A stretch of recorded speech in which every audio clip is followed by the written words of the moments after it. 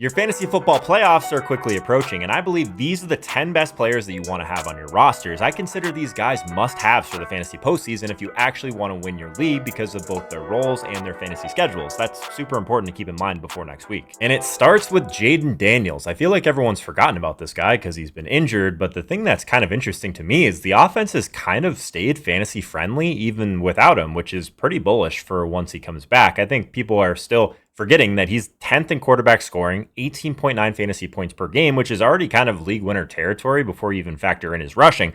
The dual threat ceiling that you get from his rushing ability, though, is what can really break fantasy matchups down the stretch. He opened the season with 11 carries, 68 yards in week one, added 39 rushing yards against the Chargers, 52 against the Bears, 35 against the Cowboys, and then 51 plus a rushing TD against the Seahawks. So his legs are kind of a built-in cheat code every time that he's active. And even in a game where the Packers kind of swarmed him and held him to just 17 rushing yards, he still threw 2 touchdowns, which is the exact kind of floor you want when those rushing lanes aren't there. So I think the fact that you have that upside, even him coming back from injury, again, it was that dislocated elbow, has nothing to do with his legs or taking hits. I think it's a situation that you want to have access to if you can. And if you have him and you've been stashing him on your bench, maybe you've been rolling out Mariota the last couple weeks, you've basically gotten decent production from him. So Mariota, QB6, QB13, QB9, QB3, that's pretty solid. The offense kept pumping out fantasy points even without Daniels' rushing ability. So I think it's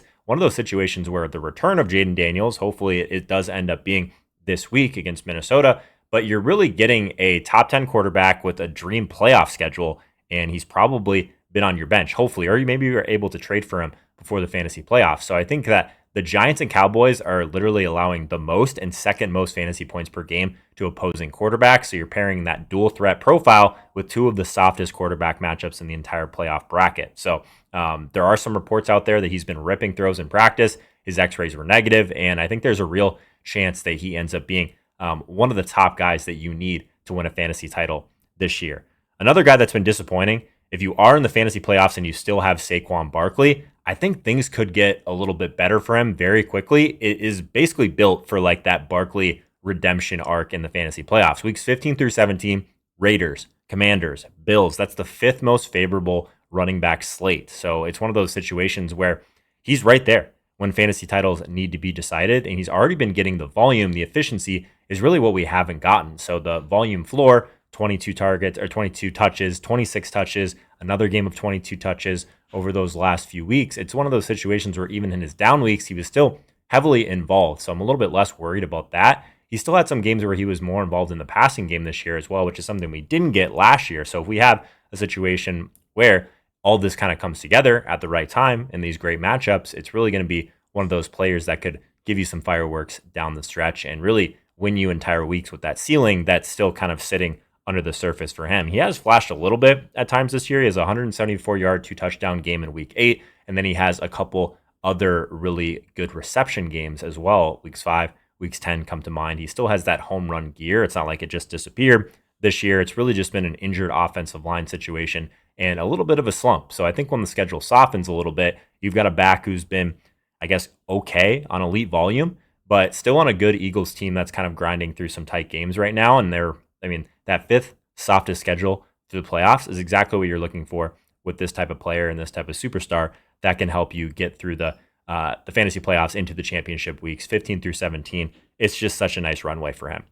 Another guy we've been talking about ad nauseum, as soon as we figured out that McDaniel was not going to get fired for the most part, Devin Achane was a huge target for me in season-long fantasy leagues just because of what he's able to do. Obviously, the production on the ground speaks for itself, but also what he's been doing from a receiving standpoint, and then the matchup. So we'll get into that. The second highest in receptions, 4th in receiving yards, 3rd in rushing yards. So one of those type of players that he can just at any point rip off an 80-yard run or an 80-yard play. So the softest playoff runway for any running back, his fantasy playoff slate, Steelers, Bengals, Bucks. It's one of those schedules where I think as long as the Miami Dolphins are playing from behind, you're going to get some receiving work. But if they end up playing ahead from any of these games, maybe against the Bengals, it's just one of those situations where he is going to be a factor no matter what happens. And that's the kind of safety that you want in the fantasy playoffs, but also some guaranteed ceiling as well. So the league winning, I think, key is going to be having one of these backs that we're going to talk about today So we've talked about HN, we've talked about Saquon. You're already kind of holding a back that's going to give you like top 5 PPR upside. And I think the environment that HN has specifically, where he's been repeatedly called like the engine of the offense, he's completely game script proofed and even drawed some, I guess, outside trade interest for his speed and home run hitting ability. This is the type of profile that you want to ride without hesitation through the fantasy playoffs. And it's one of those ones that if you do have him, you should be feeling pretty good for your ceiling at the running back 1 position. So Saquon, HN, the other running back I've been talking about a ton. Hopefully you're able to trade for him when he was injured. I think he's going to get healthy at the right time for us, Bucky Irving. So every healthy game that he's had this year, he's been a top 15 running back. That's basically been his floor. And he hasn't finished worse than that position in PPR. So that's championship level weekly floor and when that matters most. So week 13 in his return, 17 carries, 61 yards, and a touchdown, plus 2 catches for 20 yards, immediately stepped back in as the engine of this Bucs offense after being out since week 4. That's exactly what we wanted to see. He was on a little bit of a snap count, 54% of the snaps in week 13. He was still getting the ball basically every time he stepped onto the field, which is exactly what we want. At the running back position, another thing that's kind of nice, and I guess this is maybe a knock against Saquon Barkley and in favor of Bucky, is that he's got some fresh legs. So that true workhorse usage, but really early in the season, he was basically an elite passing game weapon for them as well. They already called it Irving's backfield. And he's coming in with fresh legs after ramping up for the fantasy playoffs at the perfect moment. So that rookie breakout we got last year, that efficiency, that's not something that's gone away. And really just the second best schedule as well. Falcons, Panthers, Dolphins. So that's one of the best positions we could be in going into the fantasy playoffs. And I think there's going to be some shootouts as well in those games. So I think anytime you get Tampa Bay out there, really strong offense, kind of a leaky defense this year, I think it's one of those situations where we're going to get a lot of scoring on both sides. And I think it's an offense that we want to be heavily invested in going into the fantasy playoffs, and hopefully you are.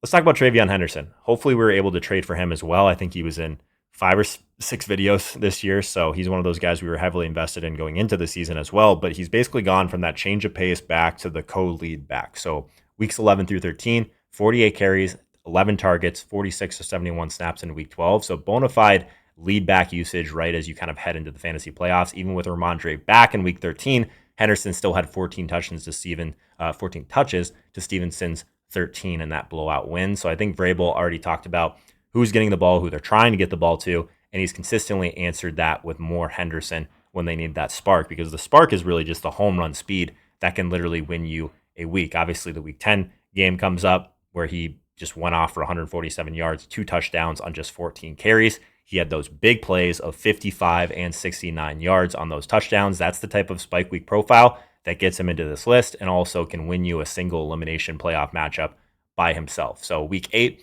77 rushing yards, another 27-yard career long. And I think one of those things that I want to just hammer down here with Henderson is it's not a fluke. He averaged 7.1 yards per carry and 10.5 yards per catch in college. He's basically that home run hitting type of player, and that's why we liked him going into the season so much.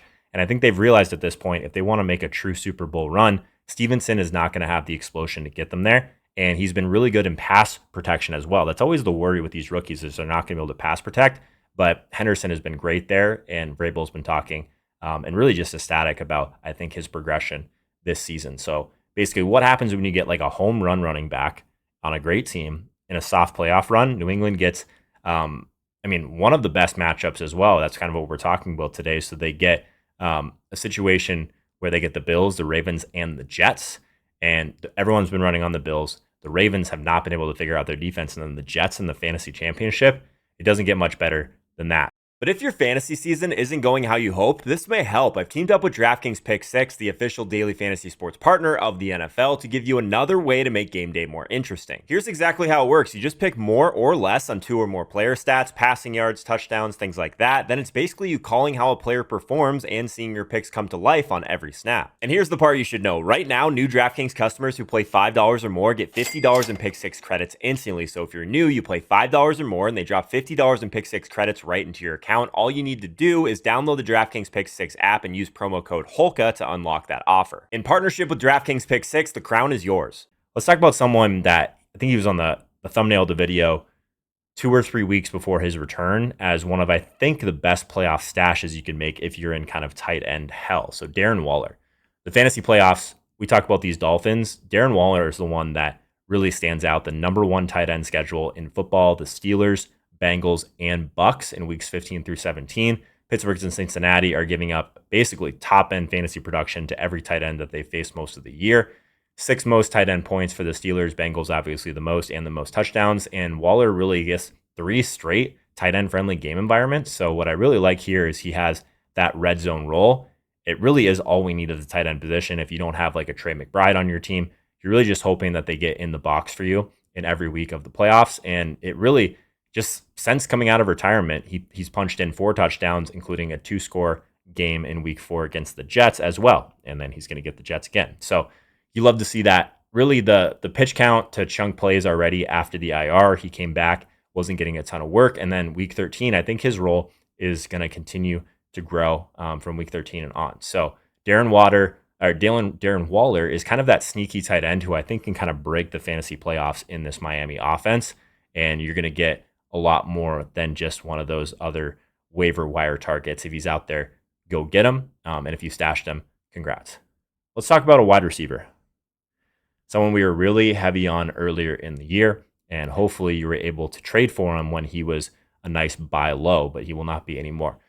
Jameson Williams. So Campbell's kind of put the ball into his hands. We saw it again on Thursday night last night, and it's one of those situations where I think the ball is going to continue to funnel to their best players, Gibbs, Amon-Ra, and Jameson Williams. And anytime we get kind of a condensed target tree there, it could be a situation where even though he's kind of an elite deep threat, if they get the ball into his hands, he's really, I think that boom bust label is kind of hiding what can be like a real nice floor from him. So I think the thing that you want from him is just to get more touches and some of those layup touches because he's so explosive with the ball in his hands and after the catch. And I think with down the stretch, the matchups are pretty good, but obviously they're in the dome so much. So they get the Rams, the Steelers, and the Vikings in weeks 15 through 17. That's the 6th most favorable playoff schedule for wide receivers. And it's one of those kind of offenses that's really come alive over the last few weeks and is starting to look great since the play calling has been handed over to Campbell. So with Amon-Ra still banged up, obviously he's looked okay. It's really one of those situations where I think Williams is going to get a lot more volume than we originally thought down the stretch in the exact time where he can help you win a fantasy title. This next one might upset some people, but we're going to talk about it anyway. Justin Jefferson. Hear me out. Okay. Playoff schedule. Absolute cheat code. Obviously, we have Washington coming up here, which is really nice. One of the best situations. They can't defend wide receiver ones. That's week 14. But in weeks 15 through 17, we get the Cowboys. We get the Giants. We get the Lions. These are defenses ranked 1st, 3rd, and 4th in fantasy points allowed to wide receivers. So we get 3 straight dream wide receiver matchups. It's one of those type of plays where it's not comfortable. You have him on your roster. He hasn't gotten there for you, but you still have to start him in the fantasy playoff if you're there. You can feel a little bit better about it. Obviously, McCarthy has been just brutal. The quarterback situation this entire year has been ugly, but Jefferson's still getting the targets, 30+% target share in every game that McCarthy has started. So I think that if we do get any sort of improvement, you would think that can't be too much to ask here. He could be one of those guys that will definitely help you down the stretch. And if I had him on my team, I'd be feeling a little bit better than I did a couple weeks ago, just because of the matchups that are coming down the pike. Elite talent, dream playoff run in terms of the matchups. I think that he's still a guy that could be an asset and really redeem himself a little bit down the stretch with the right, help at quarterback. We'll see.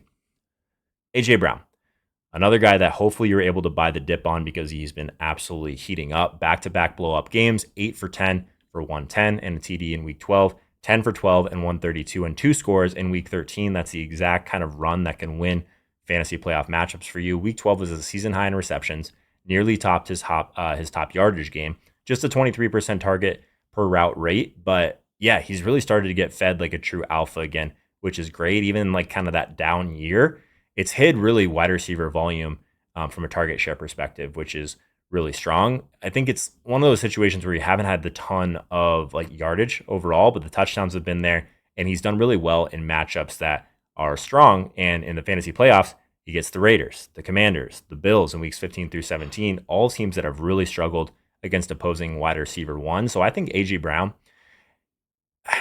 he could be the playoff hammer that really no one sees coming. We talked about Justin Jefferson at wide receiver, Jameson Williams, but AJ Brown could be that one that I think the public was kind of frustrated with most of the fantasy season. And if you survived kind of some of that early volatility, now you've got like that first read alpha with one of the easiest wide receiver playoff schedules down the stretch. Jauan Jennings, actually saw him dropped in a league recently where a team was trying to get a win. He had him on bye this week. Realistically, though, Jauan Jennings is the true wide receiver one on this team right now outside of Christian McCaffrey.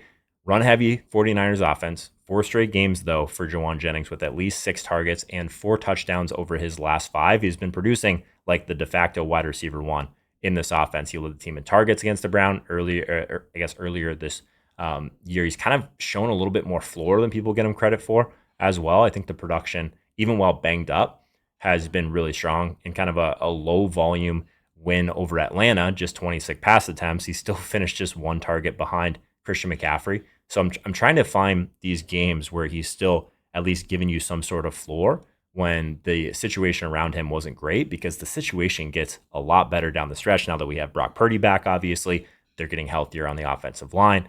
I think it's really one of those spots where you get like basically a guy that's on a hot streak as a wide receiver one with, again, a top 4 playoff schedule. He draws the 4th easiest fantasy playoff schedule with the Titans, 7th most points to wide receivers, the Colts, the 9th most points, the Bears, the 8th most points. These are all lined up for you in weeks 15 through 17. So you're pairing that schedule with a receiver who's had at least 6 targets in 4 straight, 4 touchdowns over his last 5, and really just like that wide receiver 2 usage that Purdy's favorite target can give you while the 49ers are rolling a little bit. So that's like the exact type of volume and touchdown upside that you can bring to the table with a guy that you probably haven't had to rely on as your wide receiver one this year, but could really help you in the fantasy playoffs and give you a little bit more ceiling, and you can confidently lean on him to help you win a championship.